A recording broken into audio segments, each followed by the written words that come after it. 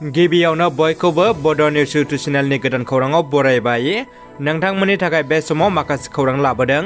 भिडिअखौ जोबजासे नायलांनो दाबाव आरो चेनेलाव गोदानब्ला अन्नानै साबस्क्राइब खालामना बेल आइकनआ अलाव होनानै ला आरो भिडिअखौ लाइक कमेन्ट शेयार खालामनो गुरै खावलायबाय। दानिया फैदो दिनैनि खौराङाव। गिबि खौराङाव दङ बारग' एनडिपि आरो समाज सिबियारि जिसुआ चम्फ्रामारनि फिन बाख्नायथाव खामानि। क'क्राझाराव ड्राग्स बाहायनाया सानफा एबा साग्लोबनो हमदों।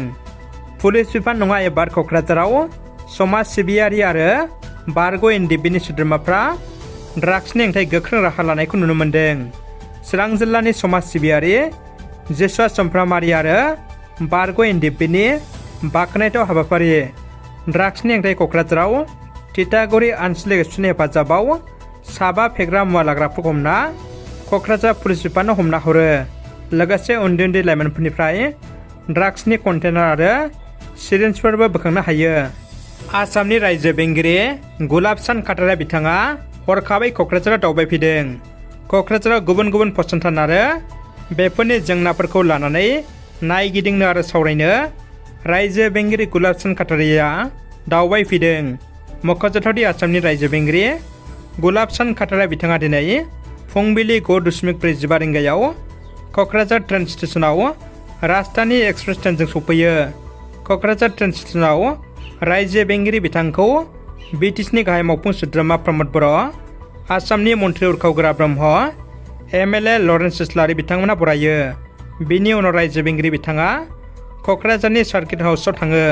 Kokrajhar medical college, CIT Bodoland मुलुगसोलोंसालि आरो बिटिसिनि नेहाथारिख'आव नायगिदिंनाय उनाव बेफोरनि जेंनाफोरखौ लानानै मोनसे सावरायलायनायाव बाहागो लागोन आसामनि रायजो बेंगिरि बिथाङा।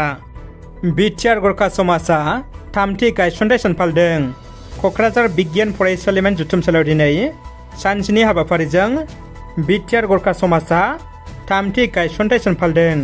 बेजोंनो लोगोसे 32थि नेपालि रावनि गनायथि मोननाय 8थि फारि सानखौबो फालिफादों। मख'जाथावदि नेपालि रावा इं 1992 मायथाइनि 2 आगष्ट खालाराव भारत संबिजिरनि 8थि फारिनि राव महरै गनायथि मोनदोंमोन। बेखौनो लोब्बा लाखिनानै बिटिआर गोरखा समाजनि थामथि गायसनथाय सान फालिनाय हाबाफारिजों लोगोसेयैनो 32थि नेपालि रावनि गनायथि मोननाय 8थि फारि सानखौबो फालिफायो। हाबाफारियाव बिटिआर ओनसोलनि गोबां गोरखा समाजनि सोद्रोमा दैदेनगिरि बिथांमोना बाहागो लायो। 2022 मायथाइनि साहित्य एकाडेमि बान्था देरहासारनो हानाय नेपालि थुनलाइगिरिजों लोगोसे गुबुन गुबुन रावनि थुनलाइगिरिफोरखौबो मान बावनाय जायो। हाबाफारियाव बिटिसिनि गाहाय मावफुं सोद्रोमा प्रमद बर', बिटिआरनि एम रन्जित बसुमतारी, माधव चन्द्र छेत्री, एमएलए लरेन्स इस्लारि, गोरखा फरायसा आफादनि दैदेनगिरि, एबसुनि दैदेनगिरिजों गुबुन गुबुन गौथुमनि दैदेनगिरि सानसुमैफ्रा बाहागो लायो। तामुलपुराव बिन'द ब्रह्मखौ खारसि बिरसि बुथारनाय दुथां बलायदासआ दासिम खारखोमानानै दङ। थांनाय 9 आगष्ट खालाराव बिन'द ब्रह्मखौ सिखाव साजिनानै जिउ फोजोबनाय बलायदास मुंनि दुथाङा दासिम खारखोमानानै दङ। सोरबाफोर नै सावगारि नुनाय बिन'द ब्रह्मखौ बुथारनाय दुथां बलायदासखौ बहाबा सोरबाफोर नुयोब्ला 8810265528 जानबुं न'आव खौरां हरनो हागोन। इउपिपिएल दोलोआ गसाइगावनि खासियाबारियाव 100 लाइमोन आइजोफोरखौ लानानै सावरायलायनाय हाबाफारि खुंफुंदों। आइजोफोरखौ हौवाफोरजों समानै जौगालांहोनांगौ थांखिजों प्रमद बर' दैदेननाय सरकारा आइजोफोरनि थाखाय गुबुन गुबुन बिथांखि लानायफोरखौ आइजोफोरनो मिथिहोनो आरो आइजो माहारिफ्रा गासैबो खामानियावनो उनफिनना थायाजासे माबायदि हाबा मावनानै जौगालांनांगौ बेफोर आयदाफोरखौ लानानै दिनै गसाइगाव महकुमा एबा 4 नं जमदुवार बियाबनि सिङाव थानाय खासियाबारिनि बुरासरा पिस्टिसन नब्लाङाव इउपिपिएल दोलोआ 100 लाइमोन आइजोखौ लानानै सावरायलायनाय हाबाफारि खुंफुंनायखौ नुनो मोननाय जायो।